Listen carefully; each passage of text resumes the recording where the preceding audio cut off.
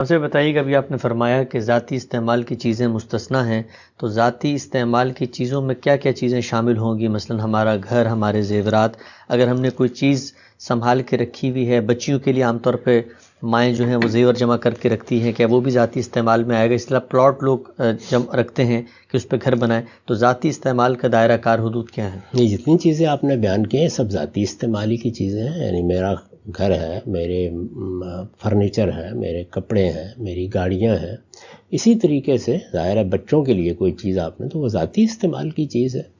آپ نے کسی بچے کے لیے کوئی اہتمام کر رکھا ہوا ہے یا کوئی چیز اس کے لیے، کوئی پلاٹ یا کوئی چیز اس کے نام لگا رکھی ہے، وہ سب چیزیں ذاتی استعمال ہی میں ہوگی. یعنی اصل چیز یہ ہے کہ وہ استعمال کرنے کے لیے ہے. یعنی یوں نہیں ہے کہ آپ نے اس نام سے مال جمع کر رکھا ہوا ہے. استعمال کی چیزیں تو وہ استعمال کی کسی چیز پر بھی نہیں ہوگی، وہ کوئی بھی ہو سکتی ہے.